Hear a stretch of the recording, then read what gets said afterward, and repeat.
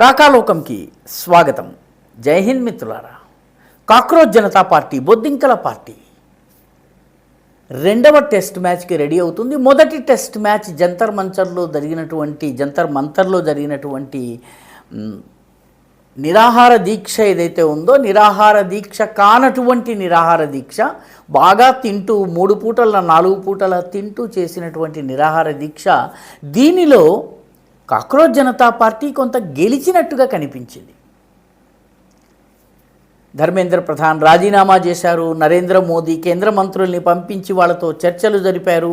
సోనం వాంగ్చుక్ నిరాహార దీక్షను విరమింపజేసేందుకు ఏకంగా జితేందర్ సింగ్, కేంద్ర మంత్రి జితేంద్ర సింగ్ వెళ్ళారు.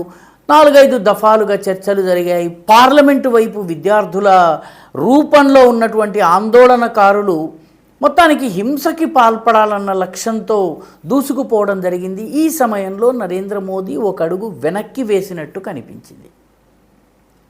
దేశమంతా కూడా అదే భావనలో ఉంది. కానీ కాక్రోచ్ జనతా పార్టీ అసలు లక్ష్యము రెజీమ్ చేంజ్, ఇక్కడ పరిపాలనను మార్చేయాలి. నేపాల్లో లాగా, బంగ్లాదేశ్లో లాగా నరేంద్ర మోదీ ఏదో రహస్యంగా విమానం ఎక్కేసేసి ఏదో ఒక దేశంలోకి వెళ్ళి సిరియాలో బషర్ అల్ అసద్ లాగా, లేకపోతే బంగ్లాదేశ్లో షేక్ హసీనా లాగా, లేకపోతే శ్రీలంకలో మహిందా రాజపక్షే కుటుంబంలాగా ఎక్కడికో పారిపోయేలా చెయ్యాలనుకున్నటువంటి లక్ష్యం నెరవేరలేదు. కాబట్టి 2.0 రావడం అనేది తప్పనిసరి. సెప్టెంబర్ 5 దానికి వాళ్ళు లక్ష్యంగా పెట్టుకున్నారు. సెప్టెంబర్ 5 ఎందుకు? సెప్టెంబర్ 5న వాళ్ళు ఈసారి జంతర్ మంతర్ని ఎంచుకోలేదు. జంతర్ మంతర్ కాకుండా ఇండియా గేట్లో మేము 2.5 కిలోమీటర్ల ఊరేగింపు తీస్తామని చెప్పంటున్నారు. ఇప్పటి వరకు ఊరేగింపు తీస్తామన్నటువంటి అనుమతి కోసం అభ్యర్థన పత్రం పెట్టలేదు. అనుమతి ఇచ్చే ప్రసక్తి లేదు అని మొదటి నుంచి, ఎందుకంటే ఆ ప్రాంతంలో సెక్షన్ 144 ఇండియన్ పీనల్ కోడ్లోని సెక్షన్ 144, ఇప్పుడు భారతీయ న్యాయ సంహితలోని సెక్షన్ 163 అన్లాఫుల్ అసెంబ్లీ గ్యాదరింగ్, ప్రజలు ఎక్కువగా గుమికూడటం, దీన్ని వ్యతిరేకిస్తూ అక్కడ ఆల్రెడీ దీనిని అమలులోకి తీసుకొచ్చింది ప్రభుత్వం. కాబట్టి అక్కడ ఊరేగింపుకి అనుమతి ఇచ్చేటటువంటి ప్రసక్తి లేదు. కానీ అక్కడే ఊరేగింపు చెయ్యాలి, అక్కడ ఊరేగింపు తీయాలి, హడావిడి చెయ్యాలి, లాఠీలు గాల్లోకి ఎగరాలి, దెబ్బలు తగలాలి, అంతర్జాతీయంగా వార్తలు రావాలి. ఎందుకంటే రెజీమ్ చేంజ్ ఆపరేషన్ల యొక్క టూల్ కిట్లో స్థానికంగా జరిగే ప్రొటెస్టులు చారానా అయితే, అంతర్జాతీయంగా వాటికి వచ్చేటటువంటి న్యూస్ కవరేజ్ బారానా.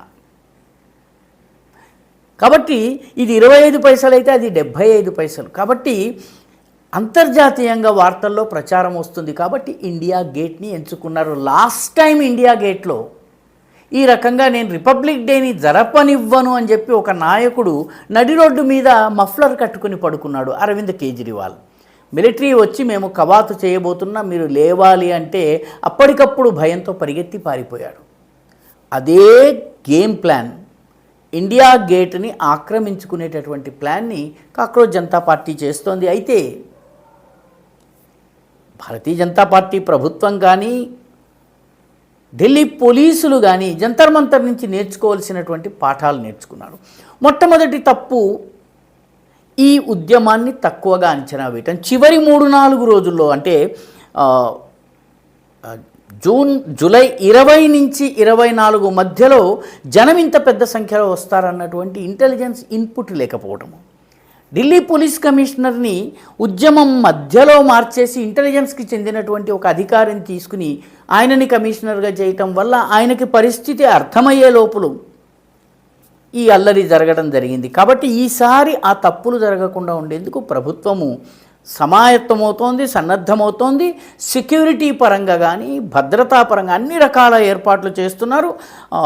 ఉదాహరణకి ఇప్పటికే సిఐఎస్ఎఫ్ని అక్కడ మోహరించడం జరిగింది. అవసరమైతే ఐటీబీపీ, ఇండో టిబెటన్ బార్డర్ పోలీస్కి సంబంధించినటువంటి దళాలు కూడా అక్కడ వచ్చి ఏ రకమైనటువంటి ఊరేగింపు జరగకుండా నిరోధించడం జరుగుతుంది. ఎందుకంటే జంతర్ మంతర్లోనే మన దగ్గర ఏ రకంగానైతే ఇందిరా పార్క్ దగ్గరే నిరసన ప్రదర్శనలు హైదరాబాద్లో జరుగుతాయి, అక్కడ Jantar Mantar designated point.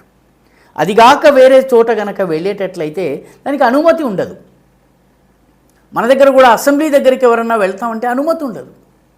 So ఆ రకంగా ప్రభుత్వం వాళ్ళకి ఆల్రెడీ ఇండైరెక్ట్గా రామ్లీలా మైదాన్ కానీ జంతర్ మంతర్ కానీ అక్కడ మీ నిరసనను మీరు ప్రదర్శించుకోవచ్చు అని చెప్పి సూచించింది. కానీ కాక్రోచ్ జనతా పార్టీ అల్లరి చెయ్యాలనే నిర్ణయించుకుంది. ఎందుకంటే అల్లరి వల్ల అంతర్జాతీయ ప్రచారం జరుగుతుంది. సరిగ్గా బ్రిక్స్ సదస్సుకి ముందు ఈ అల్లరి జరిగినట్టయితే భారత్ అప్రతిష్ట పాలవుతుంది. బ్రిక్స్ సదస్సుకి చైనా, రష్యా, అదేవిధంగా బ్రెజిల్ ఇటువంటి అనేక దేశాల చాలా సర్వోచ్చ నాయకులు వస్తారు. కాబట్టి భారత్ను అప్రతిష్ట పాలు చేయొచ్చును. అందుకే ఇండియా గేట్ని ఎంచుకోవాలి. కాబట్టి ప్రభుత్వం కూడా సెక్యూరిటీ పరంగా అన్ని జాగ్రత్తలు తీసుకుంది. ఇంటెలిజెన్స్ ఇన్పుట్స్ ఎప్పటికప్పుడు తీసుకోవడం జరుగుతోంది.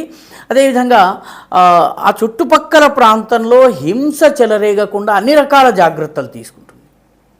ఇంటెలిజెన్స్ పరంగా అన్ని రకాల సమాచారాలని కూడా సేకరించడం జరుగుతుంది.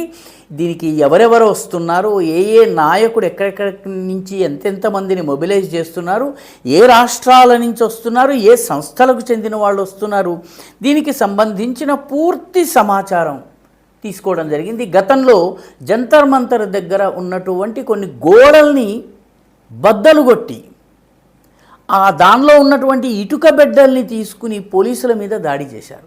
ఈసారి ఆ అవకాశం కూడా లభించకుండా ఉండేందుకు అన్ని రకాల ఏర్పాట్లు చేస్తున్నారంటే కొన్ని మొండిగోడల్ని విరగొట్టి జంతర్ మంతర్ ప్రాంతంలో ఉన్నటువంటి మొండిగోడల్ని బద్దలు కొడుతున్నటువంటి వీడియోలు కూడా బయటకు వచ్చాయి.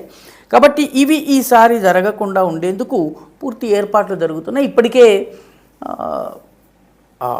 అశుతోష్ రాంకా జైపూర్లో ఉండేటటువంటి నాయకుడు, ఆయన ఈ సిజేపీ నాయకుడు, ఆయన అయితే నా ఇంటి చుట్టూ నిఘా పెరిగిపోయిందని చెప్పి ఆరోపణ చేశారు. వాస్తవం ఏంటంటే అతను ఏ కాలనీలోనైతే ఉంటాడో ఆ కాలనీలో ఉన్నటువంటి మిగతా కాలనీ వాసులందరూ కూడా కంప్లైంట్ లాడ్జ్ చేశారు. ఇతని ఇంటికి ఎవరు వస్తున్నారో, ఎవరు వెళ్తున్నారో, రాత్రనక పగలనక మనుషులు వస్తున్నారు, సందేహాస్పదమైన వ్యక్తులు వస్తున్నారు, కాబట్టి మాకు రక్షణ కావాలని కాలనీ వాసులు అప్లై చేశారు. దాంతో అక్కడ పోలీసులను మోహరించడం జరిగింది. ఎవరు వస్తున్నారు, ఎవరు వెళ్తున్నారు, ఈ వివరాలన్నీ సేకరించడం జరుగుతుంది. అదేవిధంగా సౌరవ్ దాస్కి సంబంధించి కూడాను నిఘా పెరిగింది. సౌరవ్ దాస్ అన్ని రకాలుగా ఆశ్చర్యకరమైనటువంటి వ్యక్తిత్వం. ఈ మొత్తం ఉద్యమంలో మోస్ట్ సర్ప్రైజింగ్ అండ్ చాలా మిస్టీరియస్ వ్యక్తి ఎవరన్నా ఉంటే ఇతను. ఎందుకంటే ఇతను 2 చోట్ల తండ్రి పేరు వేరువేరుగా ఇచ్చాడు. అంటే 2 తండ్రి పేర్లు ఉన్నాయి. అందుకే ఇతన్ని తండ్రి గురించి ఏదన్నా ప్రశ్న వేసినా, నువ్వు అసలు భారతీయుడివా నేపాలీవా అని అడిగినా జవాబు ఇవ్వడం లేదు ఇప్పటి వరకు సౌరవ్ దాస్. అసలు నువ్వు 10 లక్షల రూపాయలు విలువ చేసేటటువంటి నెలసరి అద్దె చెల్లించి ఎలా ఉంటున్నావు ఢిల్లీలోని మోస్ట్ ఎక్స్పెన్సివ్ ఏరియాలో అని అడిగితే కూడా జవాబు రావడం లేదు. కాబట్టి అతని కదలికల మీద కూడాను అదే రకంగా, ఎందుకంటే గతంలో ఈ రకమైనటువంటి అనుమతులను ఇస్తే ముంబైలో అనుమతి ఇచ్చారు. అనుమతి ఇచ్చినప్పుడు ముంబైలో ఉన్నటువంటి అమర్ జవాన్ల స్మారకాన్ని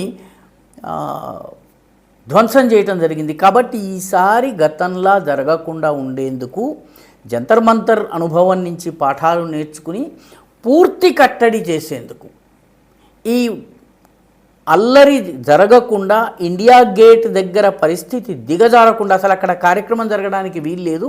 అయితే జంతర్ మంతర్ లేకపోతే రామ్లీలా, ఈ రెండిట్లలో ఏదో ఒక చోట ఇప్పటివరకు అప్లికేషన్ కూడా రాలేదు. అంటే అప్లికేషన్ కూడా ఇవ్వకుండా ఇష్టారాజ్యం చేస్తాము, ఈ స్పేసెస్ అన్ని మేము రీక్లెయిమ్ చేస్తామని చెప్పి అమెరికాకి అర్థమయ్యే భాషలో మాట్లాడుతున్నాడు